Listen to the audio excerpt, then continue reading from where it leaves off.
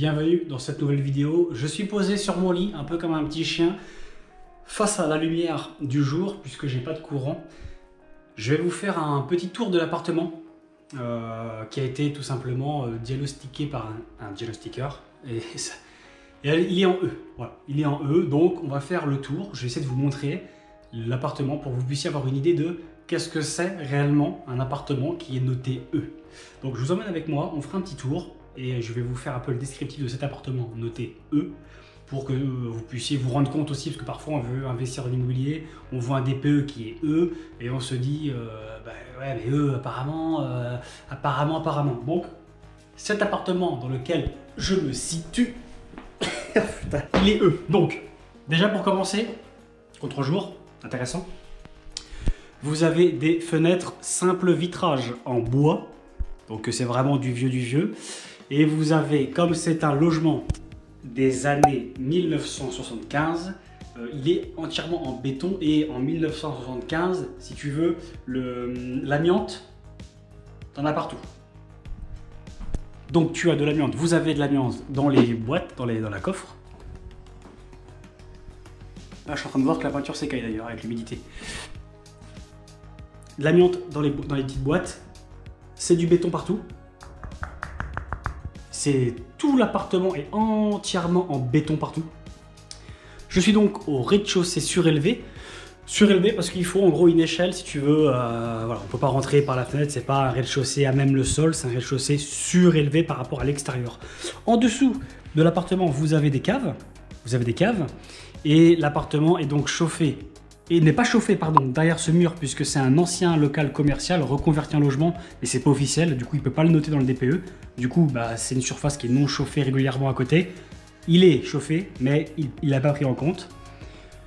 À côté, c'est donc un appartement, et au-dessus, c'est aussi un appartement. En dessous, c'est des caves, donc c'est surélevé, c'est simplement les caves. Dans le salon, vous avez, une fois de plus, les fenêtres, simple vitrage en bois, avec, comment on appelle ça, de l'amiante, voilà, en termes d'isolant. Le dessus, c'est pareil, c'est du béton plein pot. Donc voilà à peu près l'appartement. Donc je vais mettre face à la lumière pour que vous puissiez le voir. Pour l'instant, c'est à peu près tout. Ce qu'il faut savoir, c'est qu'il n'y a pas d'isolation extérieure ni intérieure. En gros, ça, c'est simplement le mur, c'est du béton. C'est du béton. Et là, c'est pas du placo. C'est pas du béton, mais en gros c'est de la brique. T'as du béton là et en gros de la brique ici. C'est du béton partout. Ce n'est pas isolé en fin de compte. Donc dans cette copropriété, vous allez avoir des travaux d'isolation extérieure qui sont prévus, mais qui sont prévus depuis 8 ans, mais il n'y a rien qui est voté. Voilà, donc c'est compliqué. Le chauffage collectif au gaz. Donc forcément, quand vous faites le DPE, il y a l'électricité, le gaz, l'amiante, le plomb, tout ça. Donc là, il n'y a pas de plomb ici. Il n'y a pas de plomb. Il n'y a que de l'amiante ici dans les blocs. Bon, vous ne verrez pas la cuisine, mais la cuisine, il y a une VMC qui est juste là. Donc vous ne verrez pas de toute façon. Voilà, il y a une VMC là-haut pour l'espace cuisine. Et vous avez également une VMC là-haut côté toilette, enfin toilette salle de bain. Bon, malgré tout, ça commence un petit peu à cloquer au-dessus. Pour le compteur ELEC, il est vieux, mais il est fonctionnel. Il n'y a pas grand-chose, de toute façon, il n'y a pas grand-chose voilà. Donc il n'y a pas beaucoup d'anomalies. La première anomalie au niveau de l'électricité, c'est cette prise qui est très vieille, mais qui fonctionne. Voilà, et vous avez aussi, comme c'est un bâtiment des années 70, tout l'appartement n'est pas raccordé à la terre. Donc vous avez cette prise là qui n'est pas raccordée à la terre, et vous avez logiquement cette prise là aussi qui n'est donc pas raccordée à la terre. Et d'ailleurs, sûrement celle-ci. Bon bref, il y a la terre dans le compteur, mais il n'y a pas assez de fils par rapport à toutes les prises. Voilà. Celle-ci par exemple est raccordée à la terre, puisque j'ai remis un système de terre pour la haute. Donc voilà, on a fait le tour de l'appartement. L'appartement il est très simple vitrage, chauffage collectif, il y a du gaz, mais qui est condamné, mais il y a du gaz. L'appartement est full béton, année 1975, full béton, il n'y a même pas d'isolation, ça a toujours été comme ça de toute façon. Je ne peux pas isoler par l'intérieur. Pourquoi? Puisque en fait, ils veulent isoler par l'extérieur. Donc je suis toujours en attente des travaux. Il n'y a rien qui est voté. Ça fait 8 ans que je l'ai. Ça fait 8 ans qu'il n'y a, y a pas de travaux. Il n'y a rien qui est voté. Donc en fait, je ne vais pas le garder indéfiniment et avoir, si tu veux, une épée au-dessus de ma tête toute la vie, en fait.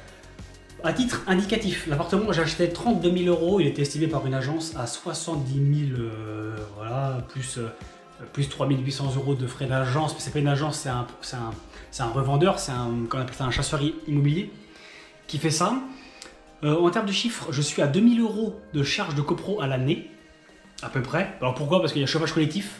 Dans les charges, il y a le chauffage collectif, l'eau chaude, l'eau froide et le gaz. Donc ça fait beaucoup. Donc en fait, quand ton locataire il vient, bah, il a que l'électricité à payer, le si peu qui reste, et le loyer.